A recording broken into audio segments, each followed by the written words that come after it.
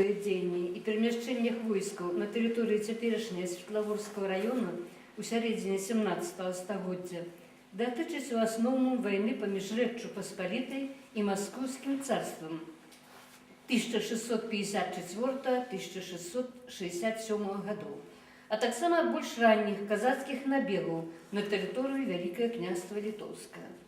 Большая частка цяперашняга Светлагорскага району уваходзіла тады ў Бабруйскую воласць, Бабруйскае староства, якая ў 1565 годзе была ўключана ў рэчыцкі павет Менскага ваяводства.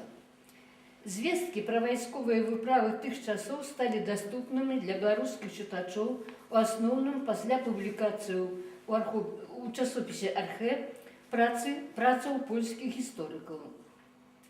Так, польскі гісторык Вітальд Бернацкі ў сваёй працы «Паўстанне Хмельніцкага. Ваеннае дзеянне ў Літве 1648-49 годах» описывая поход воеводы Виленского, великого гетмана литовского князя Януша Радзивиллы 1612-1655 годы на землях Светлагоршчыны при подрыхтоўцы до битвы с казацкими отделами былого полковника реестровых казаков Речи Посполитой Станислава Михайла Крачевского, знаменитой Лоевской битвы.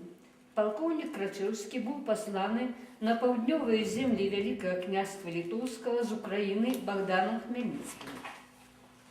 Вось так гэта описано у автора пасля того, як 27 чэрвеня 1649 года Януш Радзівіл пасля обеду у вёсцы Брожа каля Бабруйску рушыў далей на поўдзень. 28 чэрвеня князь Януш Радзівіл дайшоў до Казімеравай слободы, где стояла Харуга, рота драгунов, ликом 100 жаўнераў, на чале с капитаном Маеном. Каб весці артиллерию по вузких болотистых дорогах патрабавалася намаганне ў коней и людей. Вылучаныя дадаткова жаўнеры ішлі спераду, каб при необходимости поширить ці выровнять дорогу, засыпать фашиной выбоиной и сбоку ці сзаду, каб подштурхнуть ляфеты ці вазы, якія загразлі ў балотістых краінах. На ноч Януш Радзівіл спыніўся ў вёсцы Парычы на рацэ Бярэзіне, у двары, што належаў літоўскаму харужаму Яну Пацу. 29 чэрвеня Радзівіл выехаў з Парычаў, спыніўся на абед у Дудзічах. На ночлег князь затрымаўся у Чарковічах. Это текст таки был написаны.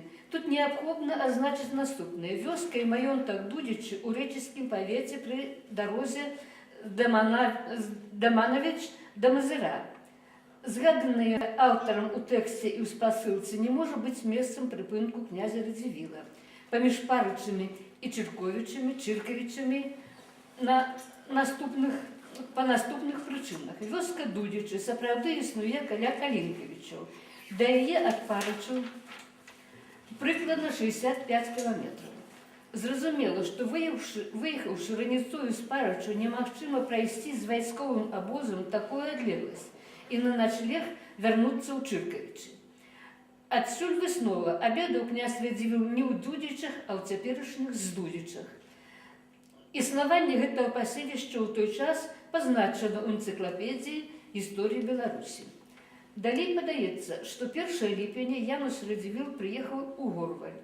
Аўтар пад апісаннем гэтага этапу маршу князя Радзівіла падае 3 спасылкі на архіўныя крыніцы.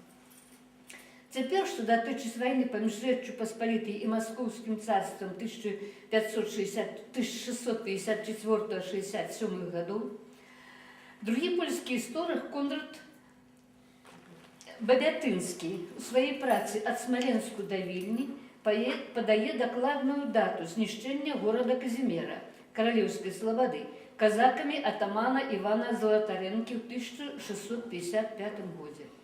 Углыб Вялікага княства Літоўскага накіраваліся шматлікія раз'езды, дэзарганізуючы тыл арміі, якая асаджала Магілёў.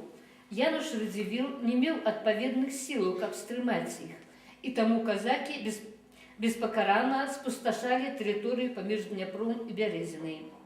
22 сакавіка яны спалілі Бабрусь і Каралеўскую слабаду, захапілі шмат палонных. Бабятынскі пры гэтым дадае 2 спасылкі на архіўныя крыніцы. Ну, это то, что польские там историки.